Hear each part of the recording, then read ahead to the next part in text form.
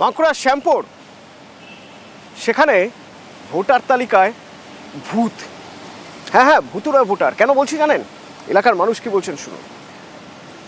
ওগুলো আমাদের এখানে না, তার কারণ আমাদের শ্যামপুর বুথে ওই নামে কেউ লোক নেই। লিস্ট হয়ে গেছে, ওটা কোথা থেকে আসি জানি, আমরা লিস্টে দেখছি যে নাম আছে। আমাদের শ্যামপুর বুথে ওইটা নাই, এই লোকগুলো তা কেন ভোট দিয়ে দিব? তাদেরকে লিস্ট আসি যে লিস্টে নাম আছে, নাম রয়েছে, আমরা জানি যে নাম আছে, কিন্তু কোথা থেকে হয়েছে হয়তো ব্লক থেকে দিয়ে পাঠাচ্ছে, তাহলে হয়তো ওই দিকে দিয়ে নামগুলো ঢুকেছে।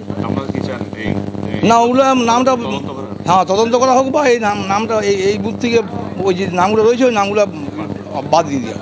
আমরা তো ওটাই বুঝতে পারছি না যে কি কোথা থেকে এলো। কতজনের নাম রয়েছে? মোটামুটি 5 থেকে 6 জনের নাম রয়েছে। তারা কি আপনাদের গ্রামে বসবাস করে? না, আদৌ দেখিনি তার আগে। ভোটার লিস্টের নাম রয়েছে, কোথা থেকে উড়ে এসে বসে যাচ্ছে তাও তো বুঝতে পারছি না।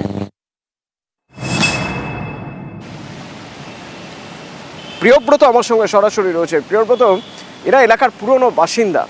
তো এলাকার পুরনো বাসিন্দারা ঠিক জানেন কোন ঘরে কে নতুন এলো, কার বাড়িতে নতুন ভাড়াটে এলো, যদি এসে থাকে, আত্মীয় স্বজন যদি আসে, সবাই সব জানেন। অথচ ভোটার তালিকায় যে নামগুলো রয়েছে তাদের কারো মুখই মনে করতে পারছেন না। এরা বুঝতেই পারছেন না এই নামে কেউ এই গ্রামে কোনোদিন ছিল কিনা। তো তাহলে নামগুলো এলো কোথা থেকে, কারা এরা?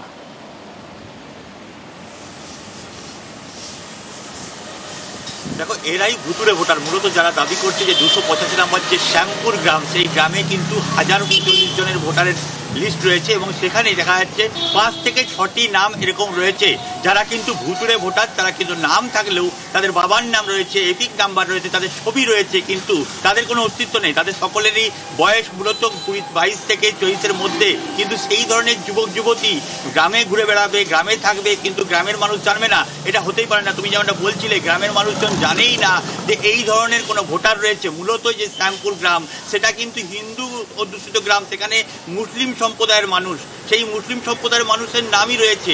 সেই মুসলিম সম্প্রদায়ের মানুষকে তারা কোনোদিন দেখেনও নি, তারা জানেনও না। সেই যুবক যুবতী যারা এই কেন্দ্রীয় যে শিক্ষা প্রতিমন্ত্রী, প্রাক্তন শিক্ষা প্রতিমন্ত্রী সুভাষ সরকারের সার্ভেতে উঠে এসেছে যে নামগুলো, সেগুলোই কিন্তু তারা দেবেন। ডিএলওর কাছে এমনই দাবি করছেন যে আগামী দিনে এসআইআর হলে এই সব যে ভুতুড়ে নাম, সেই নামগুলো বাদ যাবে। কিন্তু এই নামগুলো কারা ঢুকিয়ে রেখেছেন সেই নিয়ে কিন্তু তদন্ত করা দরকার, এমনটা দাবি করছে কেন্দ্রীয় শিক্ষা প্রতিমন্ত্রী। অন্যদিকে তৃণমূল কংগ্রেস দাবি করছে এই যে নামগুলো তাদেরও নজরে আছে ঠিকই, এই গ্রামে হয়তো নামও নেই কোনো রকম, কিন্তু এটা কিন্তু কাদের ভুল নয়, এটা হচ্ছে নির্বাচন কমিশনের ভুল। আগামী দিনে এসআইআর হলে সেই নাম নির্গতি কাটা যাবে।